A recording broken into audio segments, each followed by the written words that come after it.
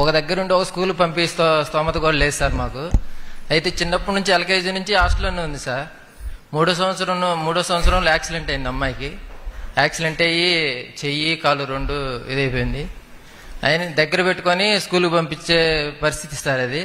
కానీ ఆ స్తోమత లేక ఊరు తిప్పుకుంటా చదువు సరిగా అందదని హాస్టల్లో వేసేస్తాను సార్. హాస్టల్లో ఉండి చిన్నప్పటి నుంచి కష్టపడి చదువుకుంది సార్. ఇంకా 10th క్లాస్ వచ్చిన తర్వాత ఏం చేయాలనేది అర్థం కాక మాకు తెలుసు సార్. అప్పుడు స్కూల్లో వాళ్ళే చూసి అమ్మాయి పరిస్థితిని చూసి పలానా ఏపీఆర్జీసీ అయితే బాగుంటుంది అప్లికేషన్ పెట్టుకోండి అని చెబితే అప్లికేషన్ పెట్టాను సార్. ఎగ్జామ్ రాసింది, సీట్ వచ్చింది సార్. అది కౌన్సిలింగ్లో ఏది బాగుంటుంది అనుకుంటే మన నిమ్మకూరు రామారావు గారు తాతగారు రామారావు గారు స్థాపించింది బాగుండిద్ది, సెక్యూరిటీ ఆడపిల్లలకు సెక్యూరిటీ కానీ చదువు కానీ బాగుండిద్ది అని అన్నారు సార్. అందుకని అక్కడ చేర్చాను సార్. 2 సంవత్సరాల నుంచి మాకు ఎటువంటి ఇబ్బంది లేదు, బాగా ధైర్యంగా ఉంది సార్. ఫస్ట్ సంవత్సరంలో మార్కులు తగ్గినాయి సార్. ఆయన ఈ సంవత్సరంలో బాగా వచ్చేసింది, అంటే మన సౌకర్యాలను బట్టి బాగా వచ్చింది సార్. కాదు ఇప్పటి నుంచి ఏం చేయాలనేది అర్థం కావట్లేదు సార్. ఇంకా డబ్బు పెట్టి చదివించే స్తోమత నా దగ్గర లేదు. మీరే ఏదైనా సాయం చేస్తారని కోరుకుంటున్నాను. నా అవసరం లేదు, పాపే బాగా చదివింది, మెరిట్లో గ్యారెంటీగా సీట్ వస్తుంది. అదే సార్. కానీ ఒక విషయం చెల్లి, తల్లిని చూడు ఒకసారి నవ్వుతూ ఉంది. అది మా సో మనం నమస్కారం సార్. మీరు పడిన కష్టం అంతా చూడండి. ఇంకా 2 ఉన్నారు సార్ పిల్లలు. ఉండయని ఏం చుట్టే తిరుగుతా అన్నీ అయిపోయినాయి సార్. పాప కన్నా చిన్న పిల్ల, చిన్నోళ్ళు ఉన్నారు సార్, 2 బాబు పాప.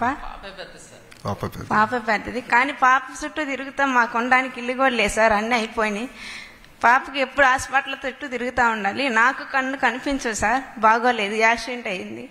మాకు ఉండడానికి ఇల్లు కూడా లేదు సార్, ఉండడానికి ఇల్లు అన్న ఏదన్నా కావాలి సార్.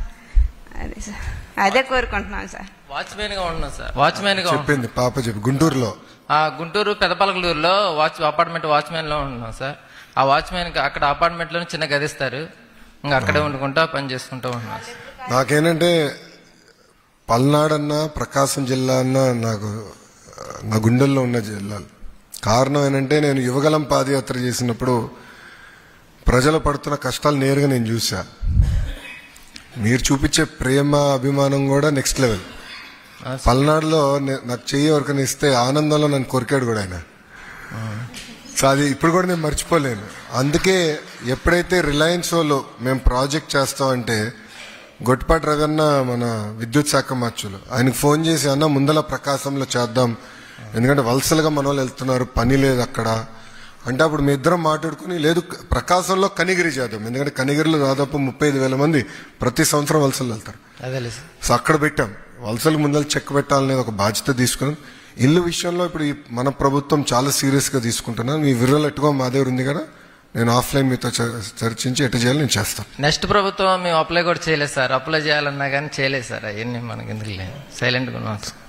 బాధ్యత మొత్తం మా పైన పెట్టారు. Okay, no problem. మీ కుటుంబం అంటే చాలా అభిమానం సార్ మాకు. థ్యాంక్ యూ అమ్మా, వెరీ కైండ్. థ్యాంక్ యూ అన్న. ఈరోజు